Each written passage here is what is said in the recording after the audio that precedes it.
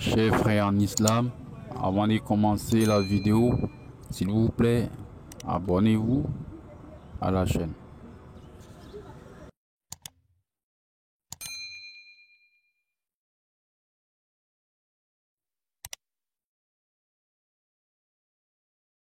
Alaikum wa rahmatullahi ta'ala wa barakatuh. Alhamdulillah, an balima silamɛw an y'aw bɛɛ lajɛlen fo Dɔniya TV jabarani sanfɛ. Ka yiraw la k'a fɔ dɔgɔkun tɛmɛlen an kun ye sigi kɛ an ni an ka sheikh n'o de ye a Sheikh Yakubu Dukure. Sigi min n'a bɛ tali kɛ chiffre la n'o de ye 666. O chiffre est-ce que chiffre satanique don wa chiffre satanique tɛ? I n'a fɔ an y'a fɔ a ye cogo min k'a fɔ an balima dɔw kun y'an wele ka bɔ kɔfɛ jamana ninnu kan ka ɲininkali kɛ ko sheikhu ka faamu ye jumɛn ye diinɛ la ni chiffre in kan. Alhamdulillah, sigi kɛra o kan bi o y'an ka sigi filanan ye. Toujours an bɛ chiffre kelen de kan, le chiffre 666. An bɛ fɛ ka sheikhu ɲininka a yɛrɛ ye recherche jumɛnw de kɛ chiffre in kan, silamɛya diinɛ kɔnɔ, silamɛya diinɛ profond kɔnɔ ani silamɛya diinɛ yɛrɛ kɔfɛ science yɛrɛ kɔnɔ, dɔnni yɛrɛ kɔnɔ. A ye recherche min kɛ ni chiffre in kan yasa a ka se k'o lase silamɛ bɛɛ lajɛlen ma. Inshallah ta'ala o y'an ka sigi kun ye bi. O la an bɛ gɛrɛ sheikhu la joona. A sheikh, salamu alaikum wa rahmatullah. Wa alaikum salam wa rahmatullahi ta'ala wa barakatuh. أو بنكلم كرام أعوذ بالله من الشيطان الرجيم. بسم الله الرحمن الرحيم. الحمد لله والصلاة والسلام على محمد رسول الله وعلى آله الأطهار وصحبه الأبرار. رب اشرح لي صدري ويسر لي أمري واحلل عقدة من لساني يفقهوا قولي وعلمني ما لم أعلم إنك أنت علام الغيوب. وأن ببرشي دو كونو علي برشين وشامن تاكلم خسر بي anga wali banu tarafe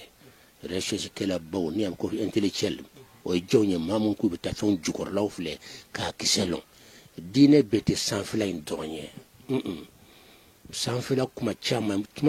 bebe sanfla la mo ni tra profond na ibe suma ya tole kala kalimani adam o do ayin kale ganye prévudi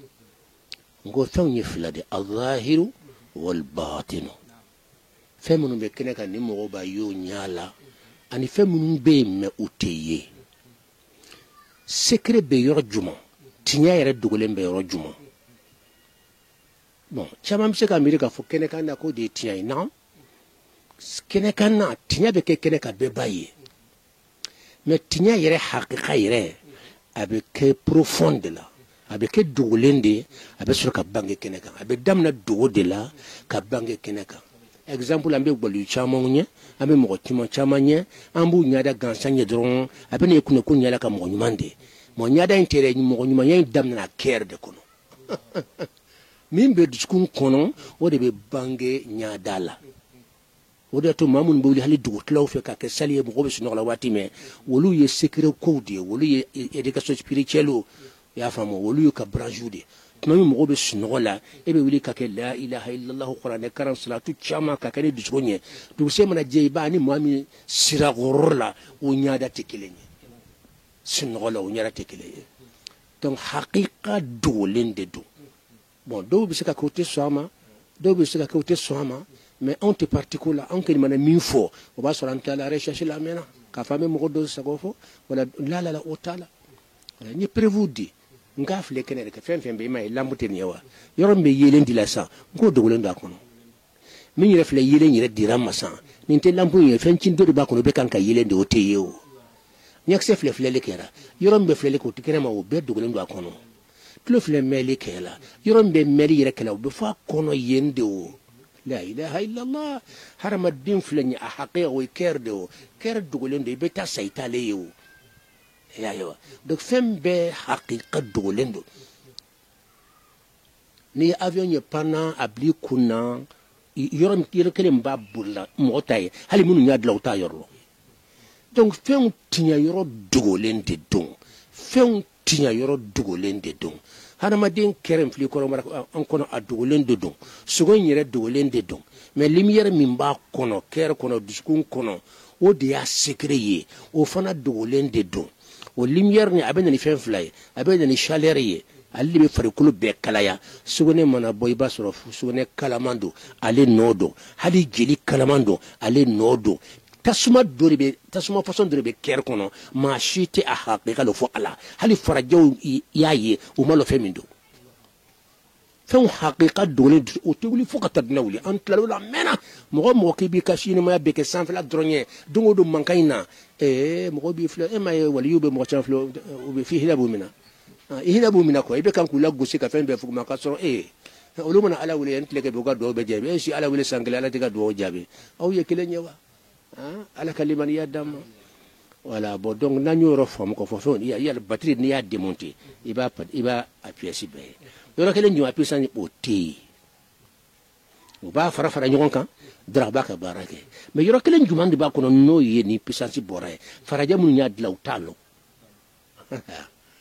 donc o defen chamon long anye emanta fo ye ananya jete sakaja kemeye ne rebe se ka fen tam fen bisa ba vo science ye sisan science be mangana sun klina fa be fen belon se ka kele expliquer akela ni doni fo do hari yiri jomi na ba bulo dale tanno ya famu fanyina mana na ba minati hakila an kuma no kakate yiri kunturu abe dumunike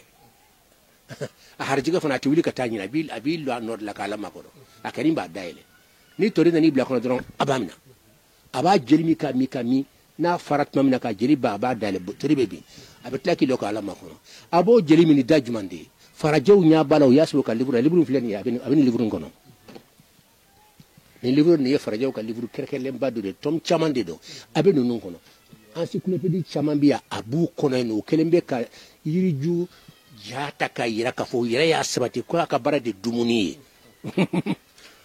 abe ni ton sigra kan aba mina ka jirmi ka minat la babla bibia ala inexpliqué ni ñoo mënu biya kacha alhamdulillah rabbil alamin loni bete ka fi arab tron garan non branche beñni ka lon ala branche be loni ni dron loni ni fambe fe mbay ni fanglen fe ni mo ba ko de don ayi ni min tani ni bota soro ni ekelen be tani ni bo kelen be tade soro do be dembulo min to dembulo do be do foro be min to fana bulu na bete ni ya be tani ni ke majigi be chama soro o kama français ou anglais ou arabe ou ankeni bible ou islamia ya qur'an ou évangile façon menum be non ankeni beta branche be fa la kalim ni na be se ka boroke anu be se ka débat ke parce que ya ni kan londe mais ma ni ka lo be se ka débat ko fi ko dibe o bena yelema ala kambele jelen kanda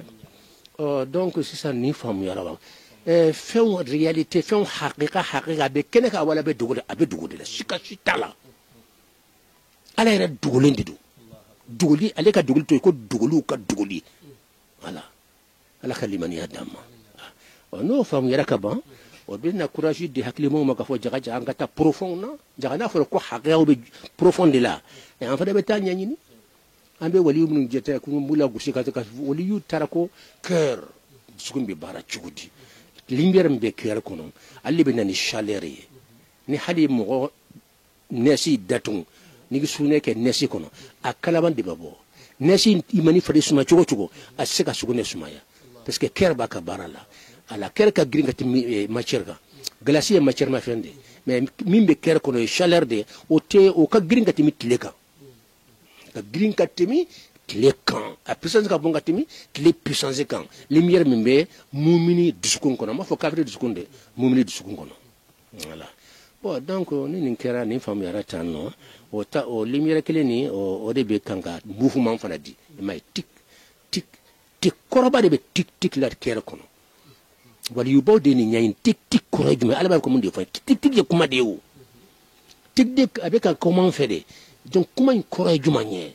voilà be itafo donc ko aywa ko akore ko wati de bila ni nombre de bala no da fare be tala har be kan kita fo kasro tik tik ni ba fe ka nyini o de tik tik yer borami ala ni be pompe kitano pompe ka fem pompe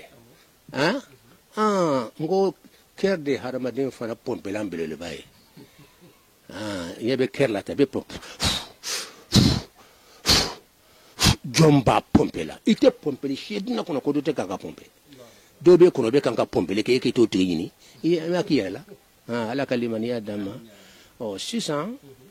ninde kumaye anko kenekana anka ke dine kenekana o karol ye jumanye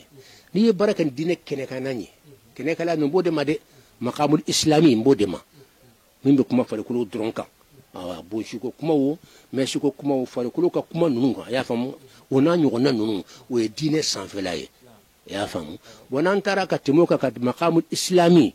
ale ka rôle ye jumanye ni chesira fe ni yakani tiye ma kani kalonye ale ka rôle bililba de ki kisi jahannama donni ma ka do aljanna abada atisi alama abada ite ke noroti abada abada fokandelo ale ka bara be de ye ayni ka ayni to ni yake be do aljanna be folaw be kisi jahannama abana oh mais yoro bana dugle men no aljanna be kene kan la haro te kene kan wa mais ala yere ni ba fe ka ala yere ka sodo ala la fo ka noro do ya ala kola baraji ka cheka buni ala che ika fenya ala kola mo iseka minna kali yere ayi o kan fika ta slamia profond ibe bo sanf ibe jigin kata jukorala ibe jigin chodi ko nyanyine folo jigini yere koro juma nye kata jukorala koro juma nye mbeta don jukorala ala o de be ke no de kata kere nyanyini kalo kere ye munde folo mo duskun koro mun yere do sama ba fo ko sugo inde do je afi ko sugo inde do ah sugo nyama cerma yorodi lumière min be kere kono o de batini o de sikri o de kabako ka kabako yi ni mo yi ay kaboka ba ke dina kono asalen ko mo be kanga balu na toye ay kere de la bara kere de la bara be ka sobi tessa abada il faut ko le be sa mais il tobe tu ko fay mo be balu i toye wayi salen ko mo be balu toye jonkera nyama isano embi yana mare ba se ka balu e yere fi tara dlo mo salen to la ne il faut ka ci an ko ne tale shafi'i kaburu la Egypte ka tallo kaburu kunna ndoni entara sur gardien be na na muso yaga minamba de be mo mana na bo baru bla kono ale fana kabara be de ka do mo ka do de mo ye kaburu kono ka mo yoro yara mo la kaburu fleni ye sa yoro fleni ye abe place yara mo la ale kabara be de ka kaburu nettoyer do ngodo mun mana na be dondoni min di tesa kono ale be balo de la ne ko nga fleni ye suye nyana maya nyana mala balo emi nyana maye ema seka balo yere ma seka dimbaya balo iseka yere balo fo mamin saraka babe kaburu kono de ebe kan ka balo no to yade da yiki kiji yake ke dino kono chede kana dino kono ito ma long ima barake mo kali ka sai kana na dino kono iji kana dino kono ka decision ta ilo fonka kodo ke mo be mi dino kono akalon ka fon na dino kono ka tlaka sa nyen no do to kwa ka ke chei mais nate halibe quartier kono mo tilo ebe ta sate dina kono mo mi noye ay ala kan ke soma antufe amba fe ka baraka halal salen ko fe ka baraka damali mo tere ka baraka ka tafu dunia dana ne ken kan ya yodi ni ala sono ma fa be kan ganya ma yakono mais saya ko fa be nay fu ka bara belebele de ke dina be somi ma voilà ayo ala kan bele jilen deme ankiri yangan ya voilà no te ni fleni tani branche nunu ni mo ngam yeni balo ko fo ibe mali miri fembe ka fo jaga mali nyoko tabeta parce que ani njabi nunu na mena disano ebe ni yedna rojuma ebe na me karamo juma de da fika na mali la ya eba ne fana ya sibe telefona nyabo me maktabu dale ba nya nyini di istilham fene be ko istilham jabi bena alhamdulillah rabbil alamin manka ko be juma no fe ko 666 ambalon monde kono secret mo bi anya filen ko fa anko fenye flade kene kanalo lonikelaw ani profond batini lonikelaw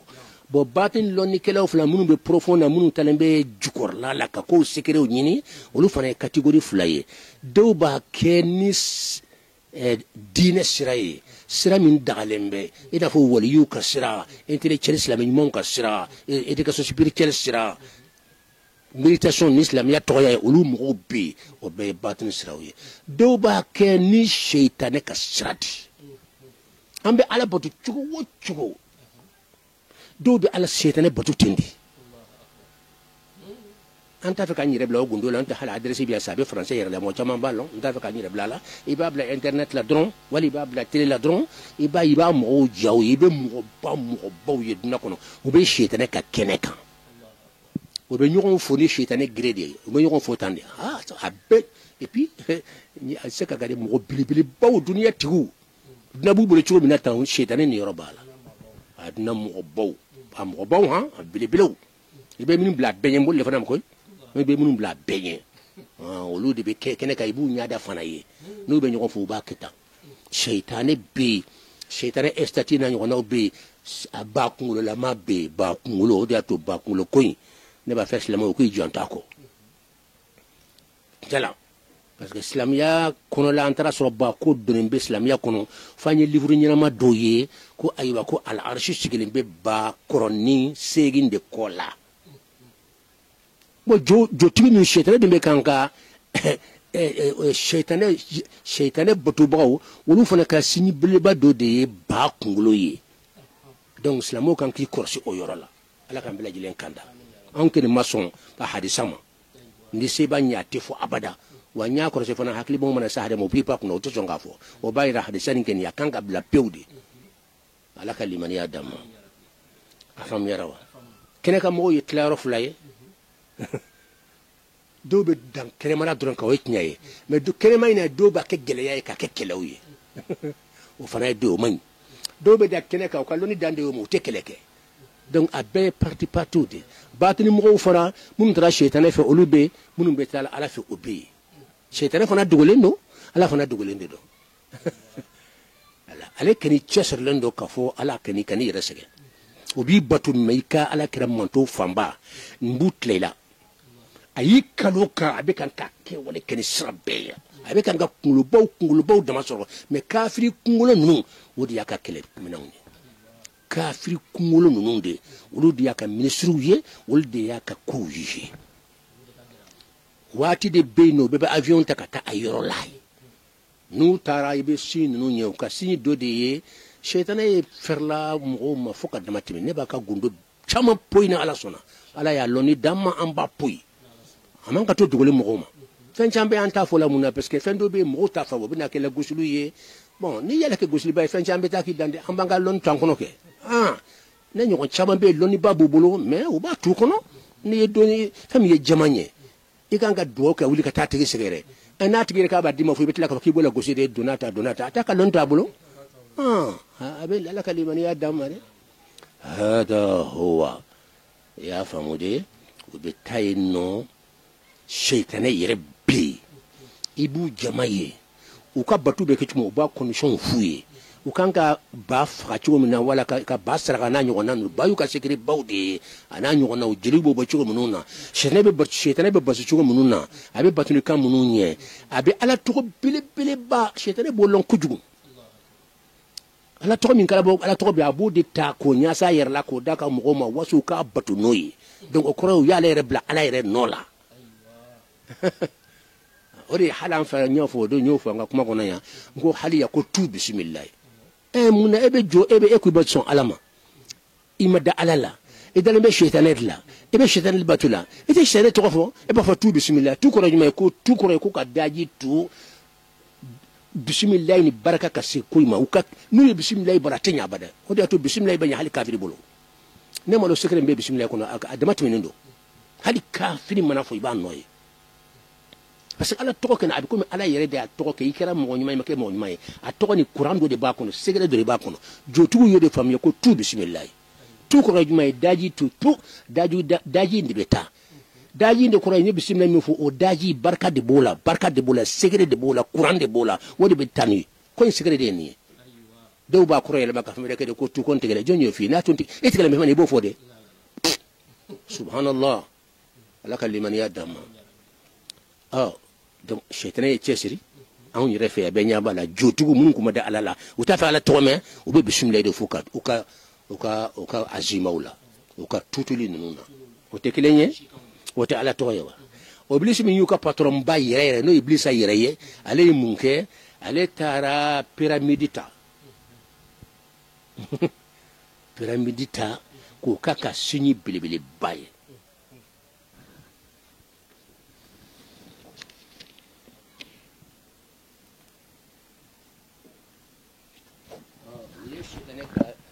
sini ba de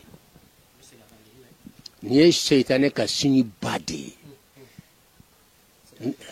a filɛ nin ye maa si bɛ ka ɲa kosɛbɛ a bɛ faamu ni pyramide de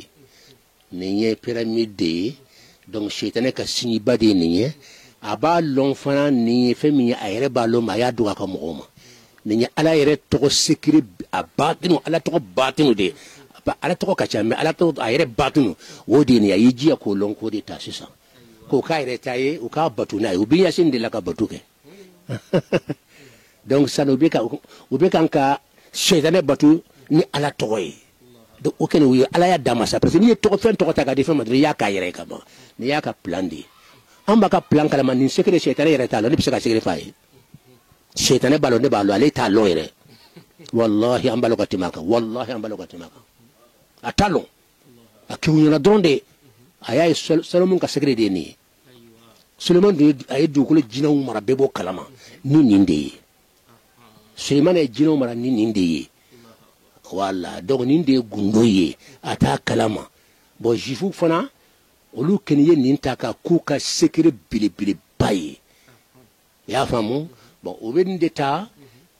ayele malen ka ayele ma parce que ni fin ayele ma chiko ka chama mena ayele ma chiko do fo ye même bi se ka mi fo mbo fo yoro min se ka fo chiko fo mbo fo ye voilà parce que ala kale mena ni yen trois kun kasano avec Najumatu Daoud ko Najumatu Daouda Najumatu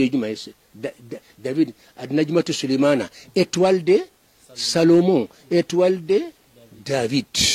wa folo to Najumatu Daoud ka étoile Daoud ya de adenche ya nyata yana ka asato ayra ka sa ya dama o ya sekere soro no Sulemana ye atoko dara ko Najumatu Suleiman bon ye Najumatu de ye meni mo gom nyaay Najumatu te pyramide dedu wa ka ken Najumatu ye na utla obe ko awbe camera ni fo akaban ne ba yele maka ken Najumatu aw yere baye sisa men ken to yira mo la abada ndale bala jifu mana loka fambe sika ndakuma ulubolo katme Salomon de bolo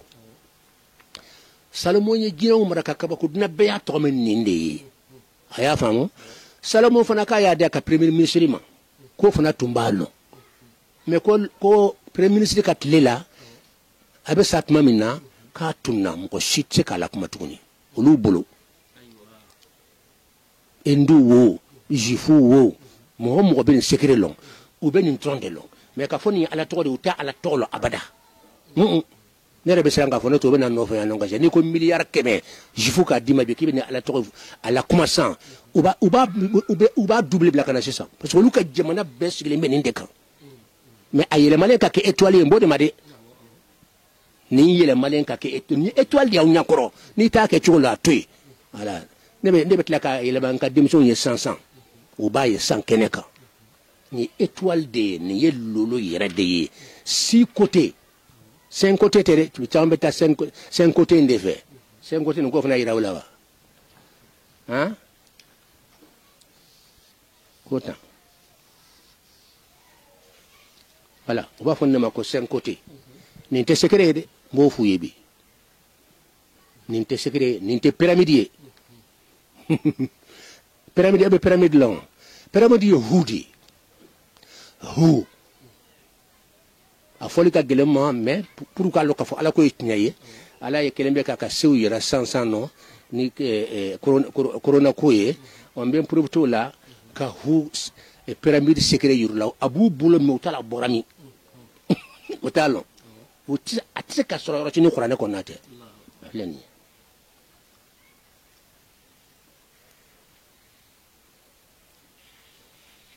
afleni indi pyramide Allahu yabe humbende shetani profite kaloka fo secret dande yenya ay noroyena hu halne ko hu ye secret de hu do ba fo oya kafir Israël no bebe ndi no fe ube kaba ko be yala fana ambo fo yede amba kalaba ube kaba ko be yala doko do ba ko hoyi la ba photo ba ke oye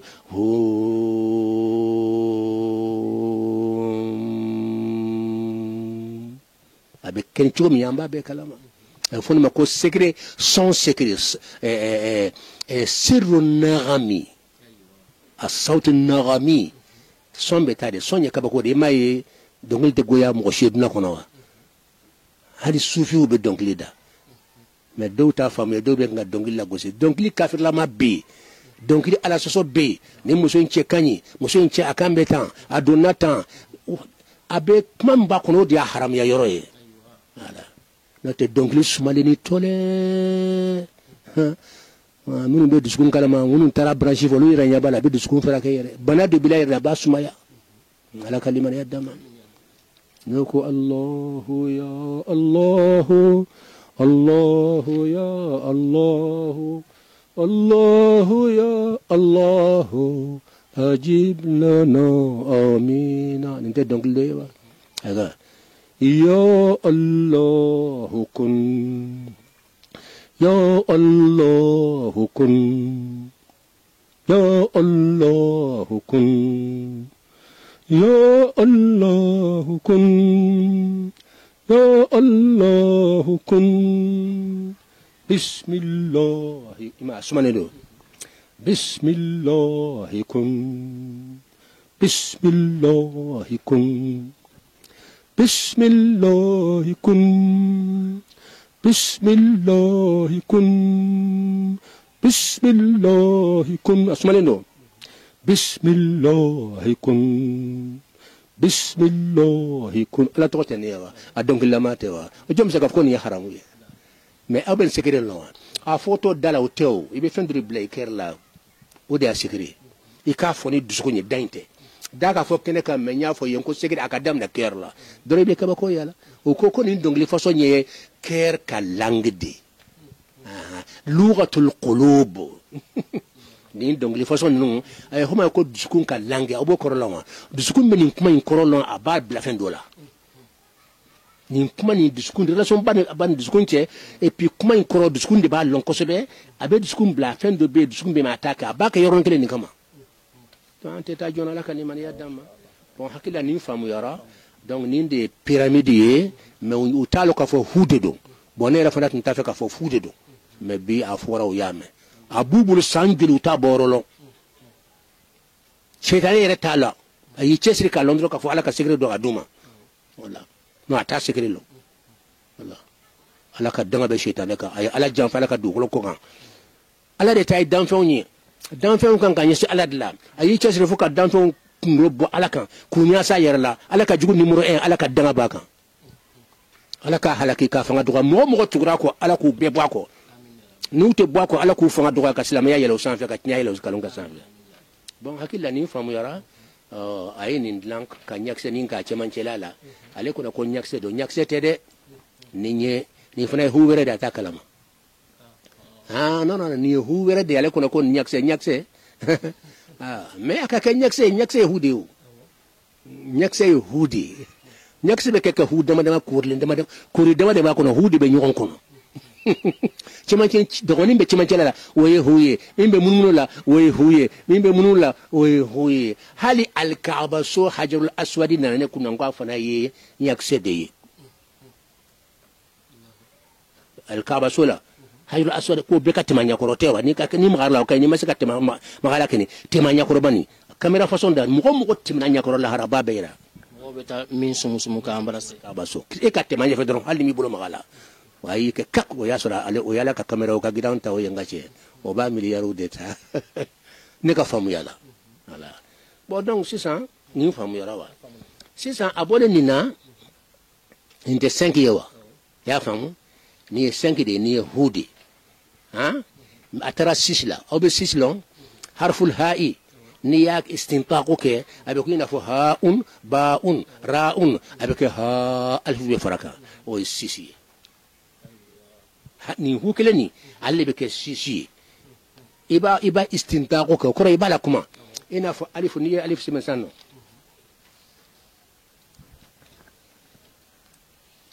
inta alifu ya oh mais ni yimbe fa kan kuma iba fo de alif no te ni yere ade mais ni ko alif ya to fo boni fana ye hade mais ni ko haun o de ye atoy boni ko haun te jate o be ha alif de jate o la be ke woro ye woro sursu boro do fleni yeta angabo madas amadam nawa donc 666 sursu ye dumanye o de 6 mais 6 fana sursu ye dumanye o de huye ni kuma kuraya choko jumana aw ma ante huse mo folawa nente huye wa bon 6 o leteni yawa o te o wade o aflani inde huwai alif lam mim allah la ilaha illa huwa hal qul wallahu fa yaqul huwa wadi sikri aflani ibn gatandro ama kira huwai donc waw fana sursu bora hudela وده تقرأنا كنا بوقفوا كلات ملوفو لا إله إلا هو وتبان يرفو بس كسكري هودي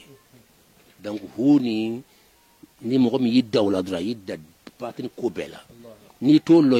hadi ka kuma chaman dabla dina kono ima hala damna kono ni fam yara donc si ça ko 666 adamna ijumanye hutewa hude ni ye hul istintawo ke wote ke hayewa e alifu farla ko wote ke woroyewa donc 666 sursu ye 6d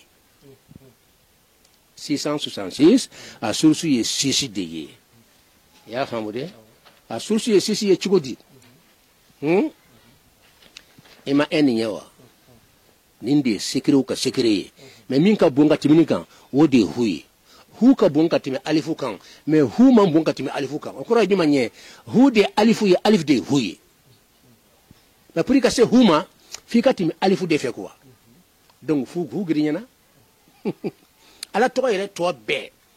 ha ebe timo de fe ala to be hayyum qayyum rahmanu ala to fe ni mo ba birla ebe timo de fe ka taru juma kata allah de la allah rabbi alifu de yira e mo rabu alifu de le na hula alifu ni ode allahu ye ebada bo allahu ye bena huwa la huinde huwa ye alifu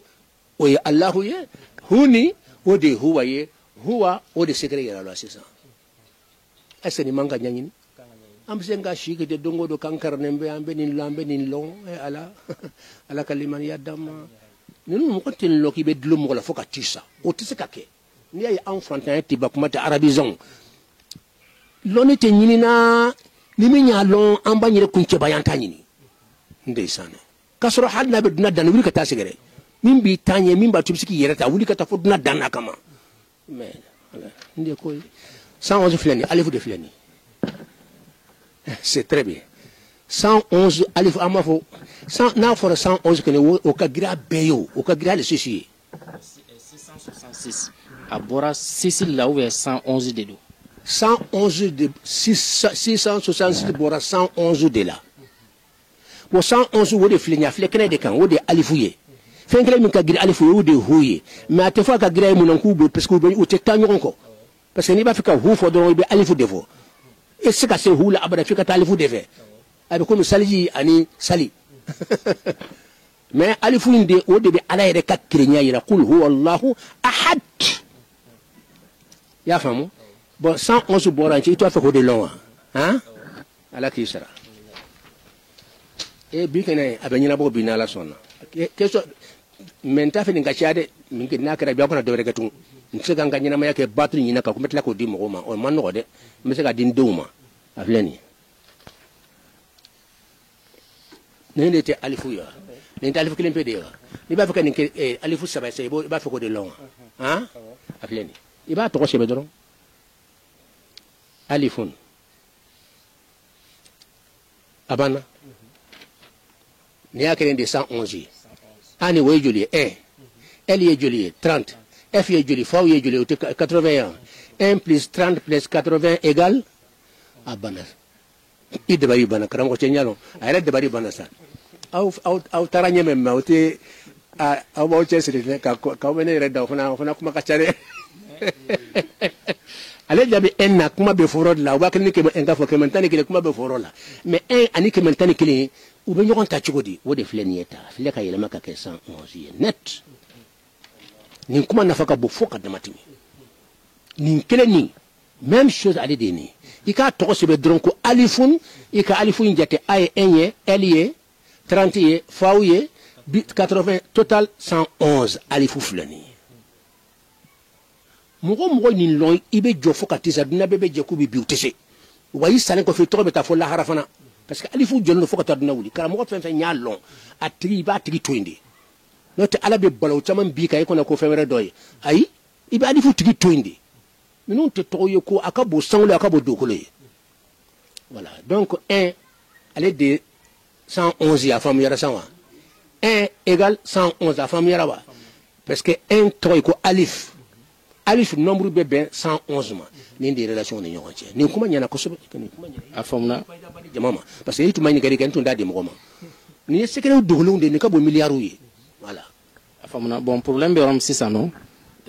nin ye 111 kɛmɛ ani 11 i y'o chiffre di sisan bon i y'a yira k'a fɔ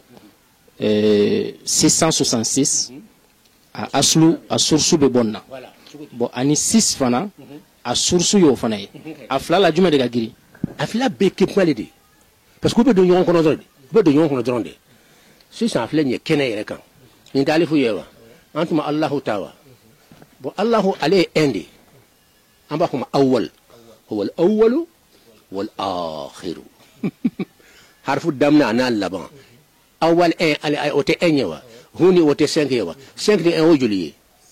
ah donc il ma 1 ye o ye a ye naani si dim o bɛ ɲɔgɔn kɔnɔ de i ye 6 na cogo ye san wa a faamuyara bon sisan n'an ye nin kɛ alifu ye k'a kɛ harfu ye alifu ye a tigɛ 1000 ni kɛmɛ n k'a fɔ kɛmɛ tan ni kelen ye wa han nin tɛ alifu ye wa n'an ko alifun o tɛ kɛmɛ tan ni kelen ye wa kɛmɛ tan ni sigiyɔrɔma 6 o ye joli ye safulayi a sigiyɔrɔma haula nin tɔgɔ la parce que i b'u tɔgɔ de ta donc k'a jɛya alifu o ye kelen de mais an y'a tɔgɔ ta alifun a kɛra kɛmɛ tan ni kelen ye ha fana o ye 5 de an y'a tɔgɔ ta ko ha a kɛra 6 ye donc kɛmɛ tan ani kelen sigiyɔrɔma 6 ye joli ye 666 preuve filɛ kɛnɛ kan an bɛ kan ka 666 bɔ ala tɔgɔ la fan bɛɛ a se question nin bɛɛ a b'o lɔn wa o de n'a fɔra ko chiffre satanique an se ka sɔn ma o expliquer oui an filɛ ka expliquer fan bɛɛ cogo expliquer de satan tɔgɔ nin bɛ ɲɔgɔn ta cogo di est ce que a bɔra tɔgɔ la yɛrɛ wa satan tɔgɔ sɛbɛn kɛ ani 666 ka jɛ komi sangolo dugukolo u tɛ sira la a ye ala ta de ta dɔrɔn k'o tɔgɔ da yɛrɛ la walasa ka mɔgɔw faga an bɛ ala ne bɛ se k'a bɔ a la fo siɲɛ 50 bɔ cogo ko 50 wala 40 kɔ n b'a bɔ a la ka taa o ye ala ka ɲumanya dɔrɔn de nin ka aw ye nin faamu bon donc nin fana ye seereya de an balima don e yɛrɛ ci ne ma an bɛ ala tanu n ka kalandenw alhamdulilahi rabbil alamin hali o don n ka kalanden dɔ n yɛrɛ secret min d'u ma a taara belebeleba don ba la ka da di ne yɛrɛ ma an ko a bɛ tan de dɛ kow bɛ tan de bon ale fana kalanden de ye nin kɛ ale y'a faamu a ye e de ci ma ko k'a yira k'a fɔ 666 ye ala tɔgɔ ye o kuranɛ aya yɛrɛ ale y'o sɔrɔ a y'o bila ka na ma o ye jumɛn ye ala ko yɔrɔ min na fasabbih bihamdi rabbika hisabul jummalil gharbi la tilebiw ka jate la n'i y'a jate a bɛ bɛn 666 ani 6 ma net ala tɔgɔ filɛ kuranɛ yɛrɛ kɔnɔ net i bɛ kuranɛ aya ta et puis a sɔ aya in ma ɲan dɛ a bɛ suratul nasr de kɔnɔ hakili la إذا جاء نصر الله والفتح ورأيت الناس يدخلون في دين الله أفواجا فسبح بحمد ربك يبدأني إبو جاتسيس أبي 666 donc Quran ayat di mukmal areka فسبح سبحان الله فوق بحمد ربك كفر إتري تنميكا على توبة تنميكا كتلاك بكو سبحان الله سنيا باي okora senen me ka bo kalum be tigara shaytane fe ni ka tayre blessé la ku kalon ayare ndege ko la senen bo kalon numa ala yɛrɛ de filɛ k'a d'an ma kuranɛ aya kɔnɔ k'a fɔ ale ka sanu ka bɔ nin kuma sugu ninnu ma kuma ni fasabbih bihamdi rabbika k'i ka subhanallahi ka fɔ ala senen be ka bɔ ni mana ko shaytane be kan ka tulonge mawla cogo min mɔgɔ million joli nye mɔgɔ baw dama k'u bila jahannama sira ka ko ala senen bo ma ko kuranɛ afle ni bihamdi rabbika tilaka ala tanu ka fɔ alhamdulillah ala kelen pede wala bonin de kuma ye voilà bon comme ay aya dinema o aya secret boli ale te olon on fana ya secret re bo shi agele Nende a secret. Rabbi kainde. O de be ben 222 manettes. Ra et D, B et flyer, hein, K, ou est mougagné. Donc 222. Allez des cœurs. Cœur qu'on a multiplié par 3, bébé, comment? Parce que 222, n'y a multiplié par 3 égale 222. Aïe? Non, n'y a 222 multiplié par 3 égale 666. Rabbi katara kerta net. Et puis n'y a colonne fin jete, bébé 666 dima, ya jete. Yang.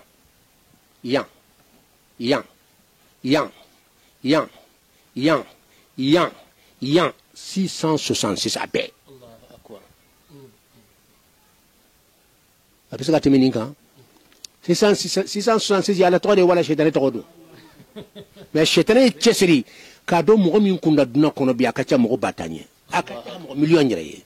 Et puis, nous, les chiffres, il faudra te fouiller le connaît chiffres sataniques. Ou te fouiller le loi, à eux de Doukoula, car sera Hakegaf le Kabobi. N'a quoi satanique de Aya expliqué? Un c'est d'abord à la tour à Aya expliqué. A aucun sec à expliquer à Bora Chétané Tola Chogodi. Car faut Nindo Katorima Perdi. Il m'a sec à expliquer. Donc, Hakila Ninjera, a fleni 222 plus 54 plus 380 égale 666. Il y a un 390, plus 222 plus 54 égale 666. Bon, il y a 54 plus 390 plus 222 égale 666. Ni taratan 666. Ni taratan,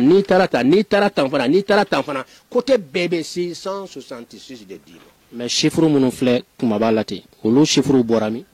Bon, olu chiffre ye nombre mi rabia fasabi mbiande. O nombre de bébé 390. Ye Qur'an aya min 600. Aya yere de do. Aya mi yere be 666 ira. O yere de do. Bo bihamdi o niyo jete sabe be 54 mois. Fasabi toujours 390. Mayo rabbika o be 224 mois. Rabbika yere de 666 calcaire. O dia secret.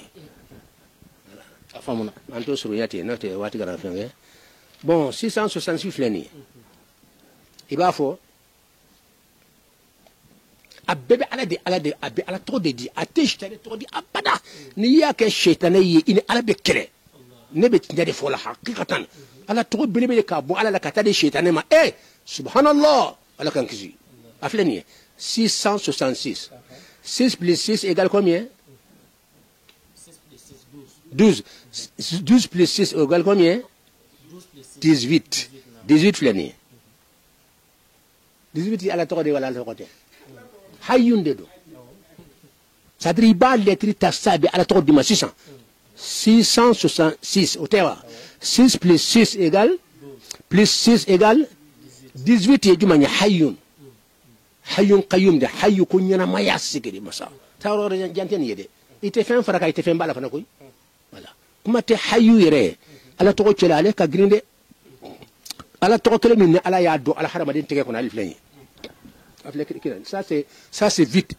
en arabe, ça c'est un araboula, c'est 18 abe mo be tege ko e mi yoro ko kima de ala ko la abite ko sun tla bo en ke teso hali munu be shaytané ko ni mbu tege ko ala to bu tege ko donc ni de 600 tere min be tege ko no o tere de be adi oui arabe la sens un nisan o de 10 bon ni ka keta ne o de ye 8 ni ka ko bado de bo emi yere maso ala ko ala ya to se be tege kono et puis ni hal ni be ni ya gulo be wuli na gulo bo radra ba se be ni fo itse ka to hal ni ya gulo kon ta fe ka ala to en tege kono a gulo be wuli bani na kanera do ba se be ni ya kono tuguni Allahu akbar na la ka mi ka bo de kede ni ko bonjour mande na bonjour dima ya li chogo ati karo fla karo abena abe bo chogo ta le bit la kali ababo e ba li ababo fo ka ti sai babo ale la ka bi min ke dron natira abo de ke ni fa mu yarawa tege flana do be abe kele an ko tege flana yin contourne 8 de be na yanka en nati obe ke 80 ya yiwa afleni ya en nana ya 8 nana ya donc akeda 80 min bien de o kelen de bien ka ba placer la dron Donc 81 plus 18 égale bi kononto ani kononto. Ala to bi kononto ani kononto be tege kono. Hal ni ya effacer ka boy ka wara ni akinara iba sebenenye. Allahu akbar. Akadi ibatu ala taala maso akadi ibatu ala taala. C'est-à-dire que si akadi ka to atala ka asako kento made iba to kento idi. Ba. Voilà. Atala ke efan hadamadin de ketun alifu yetuni. Dan fe on chela. Ambe alifu kele minatande. Ha brama yembla kuma la ni hadamadin che dan fe on chela de. Minu be dugolo kanya. Hadamadin kele fe de jolembe. Odi ato ay ko famba be confi hadamadina. Un fana ko premier fama ko al mazhar. Al mazhar. مظهر ألف الألوهية مظهر ألف الأحدية مظهر ألف الأحدية مظهر ألف القيومية مظهر ألف الآخرية سبحان الله مظهر ألف الباطنية باطن نفر باطن وباطن ويهودي أو يا رمضان دي جولم أو بكرة كيا تنتلا يموت تنتلا وني كنكلا إدبني على يرا هذا مدين من كفوي بتو على كوال هذا مدين شي من كفوي بتو على ييرا ما كيبي على يرا فين فلفل بموندو كون نيا يدري حكي بتاع كو هذا مدين دروندي على كخليفه يري ما كو خليفه على كراي خليفه باطننا خليفه الروحي وهي محمديه ان فادم وهي خليفه الظاهري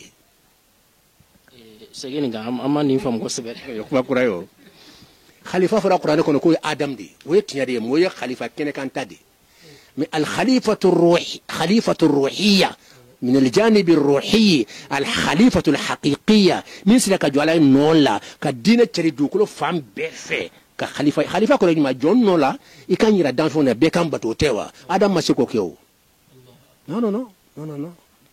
خليفة كله مين ببلان نولا كان كوفون كدان فوني يربسي كان كوفو يدي mais non ne tuneno ne dugolendo mais ka blan nola يكان يردان فونا يكو ولي كنا أبكا نياسينا ودي تقدر آدم أنف آدمنا على ما سهلك الدنجة فلان وهي نيوم فغيره ما لك محمد لنا خليفة الحقيقية سبحان الله بكلمة التوحيد سنتان عن السبع لا إله إلا الله أتعرف أي سنة آيات أتعرف أي سلي أي سون أي هيجي أي جاكبو أي درمي دبلة أي شنالي دبلة أي مغفى دبلة أي نمبر دبلة أي نندا على كري سنتان سبعة نشيفو وكل لا لا لا كابونين بي أي تدنا كلام غبينيكا munat nyawtefo ni febra tunga bo atumba damno dila santani sabata fo moy ay sali ay sun ay hiji ay jakabo he ay jene ya dabla ay kalontiga dabla ay na amafo abada santani sabakono et puis ni sala o fana ki to kay be dal jana ima salima sun ima jene ya dabla ima sheli dabla dungo be nambara la ibe hali mo wafa yar la ko ibe tal jana kono tuma min na fura ay mo wafa dabla de sana kra haramuye ما من نافر أي سري دمنا هون سالك كده واجبي مدام يعني على كفو أياك نيما نياك فوي تالي متمم على كو أياتوي ونياك وتمدانجي بودلا دونك على سانتان سبب من نيام فو موي أي سري أي سون أي دبلا هل نيما سالي فوي تالا يبي جنياك يبي شنيالك يبي مغفقك بس على كلام فو أيات دبلا فلو ناكو أيات دبلا ده سبب كهرامية أما فو فلو سانتان سبب ما فو لا إله إلا هو كلمة بودك أبوابه يمنا ساكلين بدو الجنة كونو دنا بيبن دوكا يوغو سوتولا فني الف فاموا الانسان هو الالف القائم الذي هو المظهر الالهي للاله الحق لا اله الا الله حرم الدين السكري دي في كباكورو دوكا تلاكا جو ها كاكولونين كاسان فلا لا تامو اي voilà bon ni kene kan nukta de point be kene ka beba yo deni mo point réalité haqiqa wo fle kere kono ya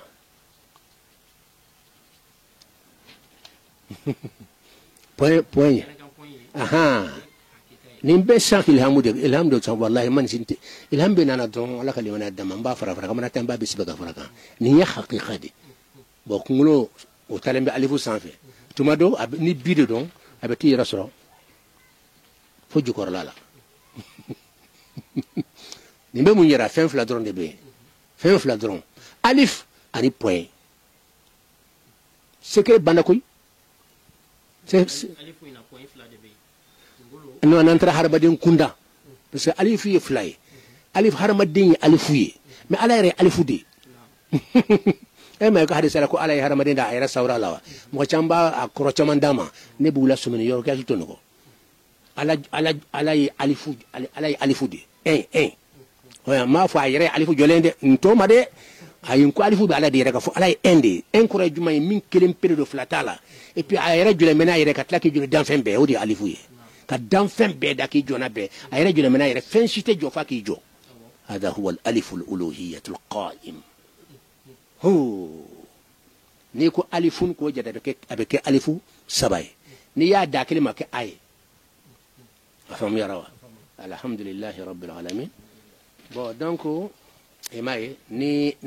نيا كلام يدرون أبني يرسرو جكوراي أبي يلما كاك بيدي voilà koro de beni biala jukoro pourquoi kere konaya pourquoi kungulo nana sanfela la pourquoi ni ye kungulo bo yakabla mo be yele masisam ni ye kungulo bo yakabla disika mo be yele mas bo yere be boriye de ibato sanfende voilà donc ninde kayira ka foja harama dinyire man harama dinya alaka khalifa di alaka suratu jumandon ka fo ala be forme na otere abi alifu ya minade wodi ya to parce que beganto dabirlende do mais hali begon fana be ala de yere de inya be sen fla nun natande o be alifu kun be alifu yira sen nun dan fe nun o be alifu ni lam de yira kumulende o be hude yira allah dabirlende beganye sa wo alifu de ma jenga jenga ala masonga be min tlemo harma dende o te safna harma afana alifu de mais a jengelende do o ya allah yelama ka ke alifu nyofu ku ka dabla tenya abara allah be sibetande ndila nyasi bi fi rodo la ya voilà nous de huye bise ka sebeta fika datugunde mais ni yak ni be hude ni hu seben jogo dode voilà mais ni yedin dabri secret mo nu fe on ba fa ki ka ko dabri de a be hude de mason ko sebe femme mo ka ko dabri an ko toy voilà c'est ça boy ma ibse ka tleta ni huye ni fana huye mais fa ka datugunde mais ka huye la ma ka ke sani nyetan voilà ka huye la ma ka ke sani nyetan o bena foto ko yon farafim se ka duna arabu jamano ba kela misra ba kera magaka ba kera madina ba kera o de balawa loni de ante sran ka fo on ba dalen bala ka fo ala de ayer na batina ka fo ni mandi ali alay ni tek nyaire ni alifu yele man de ka ke ka kurukuru ka ke sa ka kurukuru ni te huye few ni te huye hu fika koride o de ko hu yele ka barade ko khamsa duru ka femina est-ce que femina ci ko ni boro bala fembe bo afe femin korlembe ni ya daire dron min ba ko na be bori ka bo donc huto al harf al masik al adad al masik min be femina donc ala mondu bedemna ni huye ka duskun bemna ni huye duskun korlendo voilà duskun korlendo aswende boro bodela note kere mbako na mbode ma oyi koride wala kalimani ya damu donc ni be na kono niye ka foko ni be ke kuma kuraye ka fo mo be femi ka kamini keme joli mo milliard joli ba ka duna kono a sebe be duna fambe ko mo kele be no wuli haqiqa dia to bi farnyaw et puis batin londi ato anjal wi batin de bla atenya mo ni ba fa ala hal ni ba fa ka ala wuli nay wala ni ba fa ka sebere ni ba fa ala kika do jobe ni ya sebe tandro yoko jukiyara ala tajabi nala ya jabi dro ya kanyuma ya no te mala to sebe fika hu koridi haqiqatan al ha'u ha'un da'ira محيطة وما هو الدائرة المحيطة ويوليوك تغبادو دي دائرة الإحاطة ويوليوك تغبادو بفكاد فاتحة دي كوني دائرة الإحاطة إحاطة دي كموني دوني برال داتي إحاطة تي نيرون دو دائرة درون أتي إحاطة تي تكون بس كفين ببوافيو هو دي فين بفيو من دي بتوا كونو دي ني نورو دي بتوا كونو دي هلا ني فين دو فري بتوا كونو أنا حكي له فهم يارا donc 666 alors do anya yira anyin jabi nin jabi ye do ya chamanya famu ko 666 deni mais le konko fo bi ko bela bala anga anga famu chola sisi yere de sursi o de boref lenieta yan fana 66 de di donc en bolo 66 ni 6 de donc mais ka franyon ka ke 66 do ya famiyate dante loni la ante machila gosi o fana loni do de maintenant fana do boro famuya en fana kan tafo mo be recherche ke ala kam laji le kan anye mi famu ni 66 ya dama ni 6 ya dama sursu we 6 de ye ni 6 ni ya fra 6 kan abe tabe 12 de ma abe 12 long nga gundo ba foto ne yoro de ba fo le ga gelema de doni fala gon ni be qul huwa allah ni de abe qul huwa allah de di allah itame du ko roshi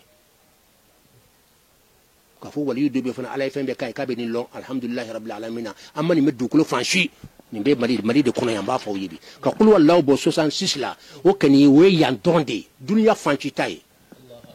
itay san keme teminu san bakene tun foka tar dawli madraw baye fana ala ka sondo dantala 66 ni be qul huwa allah didi chogodi bara sorla bomba fo dala te mbinteriya fana wasa mbinteriya fana ta fi agondo 6 plus 6 égale 12 12 multiplié par 3 égale 36 36 est ilahudi la ilaha illa huwa إنما إلهكم إله شنفلا واحد donc ilahu de alayé bon ilahu de 36 yewa nous multiplié par 3 égale haq 108 fata'ala Allahul malikul haq à verset 2 nani ala tofo amba Qur'an aya dawma 108 au fana hayyun qayyum sikri bibilidi parce que sani wo qade wo de qayyum ye hani wo hayyude hayyun qayyum wo de haqqu yetuni haqqu damnende wo yere de hayyun qayyum yere boyroy yere rason boni nyokonche wo da to sufi bi ala to be ala to kelim takada ala la wo de haqqu no sufi ki ma to haqqu bi ala dema kasura kure tinyade kasura no ala te tinyayewa ala de tinyaw ga tinyaye mais ala yere to ko haqqu fana ka fot nya ko to nya ko te nya ra ko ala yere to ko haq ay to ko haq o Qur'an aya ñu dawma ko ala ko yoromina fata'ala Allahul malikul haq la ilaha illa huwa rabbul arshil karim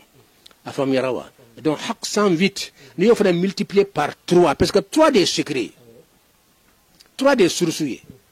ci ko jumana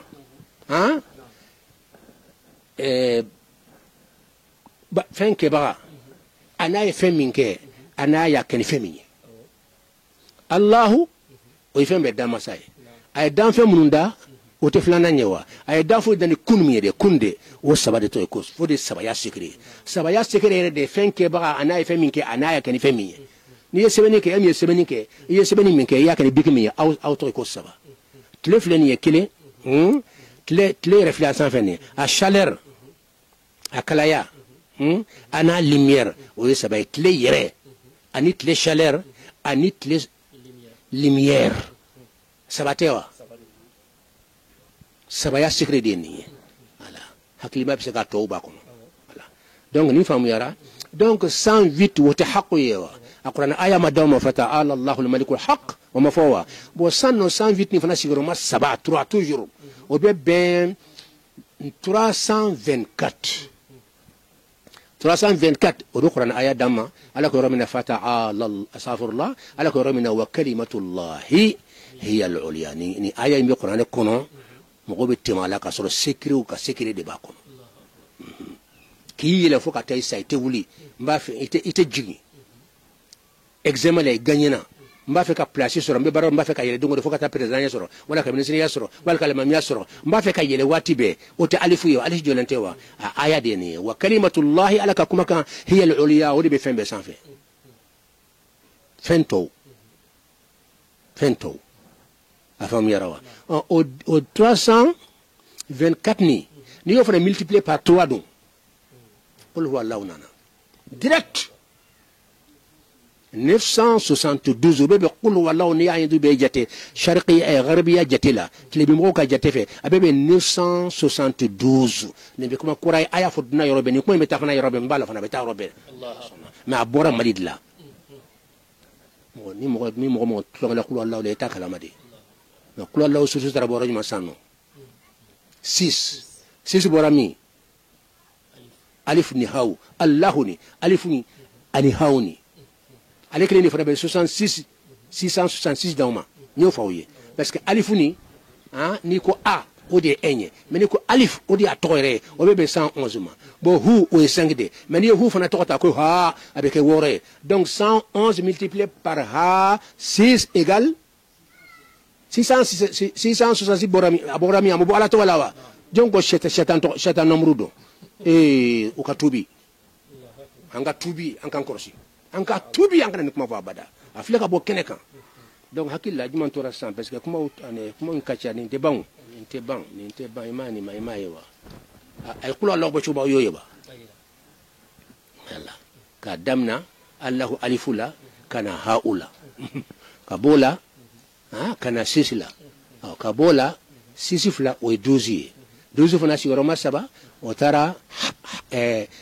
ilahu damma ilahu sigiyɔrɔma 3 o ye haqu damma haqu sigiyɔrɔma 3 o ye wa kalimatullahi hiya al-ulya damma o fana sigiyɔrɔma 3 o bɛnna qul huwa allahu manet fɛn tɛ fara ka fɛn tɛ b'a la 972 972 o ye qul huwa allahu jate net fɛn tɛ fara ka fɛn tɛ b'a la gharibiya mɔgɔw ka hisabu la hisabul jumal gharibi la ni batini mɔgɔw ka fɛn ba dil'o ma minnu bɛ kɛnɛma filɛ u t'a la ka fɔ ni kuma nafa ka bon mais minnu bɛ secret nɔfɛ jama di dir'u ma bi olu bɛɛ bɛ dugawu kɛ an ye bi ni ala sɔnna inshallah n dalen b'a la n'a sɔrɔ kɔnɔnajɛya bɛ yen n bɛ fɛn min nɔfɛ san joli n y'a sɔrɔ i kan ka dugawu k'o tigi ye voilà bon ne t'a fɛ ka n b'a fɛ ka surunya tɛ parce que nin kow tɛ ban tan parce que i m'a ye nin tableau nin bɛɛ bɛ kuma de nin y'a ça c'est 1441 o ye alakira ka hijira ye a lettre 3 fɔlɔfɔlɔ nin o de kɔrɔ ye ko amit afaga an y'o fɔ o don a faga sini o ye saro de ko jugu ko hɛrɛ tɛ corona tɛ hɛrɛ ye bon français ta jate o ye 20 sigiyɔrɔma 2 ye donc o bɛ 20 de ko fɔ 20 ye kafu de ye kafu ni o de corona daminɛ tɛ kafu ye wa donc o fana bɛ corona de yira corona u faga farajɛw ka jate la o ye corona de arabu ka jate la o ko k'u faga o fila ye ɲɔgɔn jaabi o fila filɛ ka ɲɔgɔn jaabi corona u faga a dɔ bɛ kan ka fagali kɛ dɛ ala ka silamɛya kisi mais komi corona a daminɛ ye kafu de ye ala tɔgɔ min daminɛ ye kafu ye bisimilahi alkafi ya kafi ikfina mɔgɔ mɔgɔ y'i cɛ sɔrɔ fɛ hali n'a kɛra siɲɛ 20 ye a ka ca ala fɛ ala b'i kisi ala k'an bɛɛ lajɛlen kisi k'an ka jamana kisi k'an ka denbaya kisi ka silamɛ bɛɛ kisi ka bɛɛ lajɛlen kisi yɛrɛ hali mun tɛ silamɛ ala ka bɛɛ kisi ka limaniya don bɛɛ dusukun na sallallahu ala muhammad alhamdulillah ka dɔ wɛrɛ kɛ tuguni parce que n faritila ka bɔ ni n ka ko dɔw ye bi komi san jɔla dogolen de don ni ɲɔgɔn 100 caman de bɛ yen wala a waa caman de bɛ yen ni ɲɔgɔn dɔn aw b'a kalama waati bɛɛ n'aw n'a nana dɔrɔn an b'a batiniw bɔ o ye ala ka sɔnni de a tɛ ban ni kelen pe de y'a la ni ɲɔgɔn 100 caman de bɛ yen a ɲɔgɔn 100 caman de bɛ yen jate o jate n'i y'a d'an ma an bɛ taa fana batu bɔ ni cogo in na don la a bɛ kɛ livre ye mais livre min da a se ka bɔ ala ka limaniya d'an ma alhamdulillah jazakumullah khaira ala ka ni sara hɛrɛ la wassalamu alaikum warahmatullahi wabarakatuh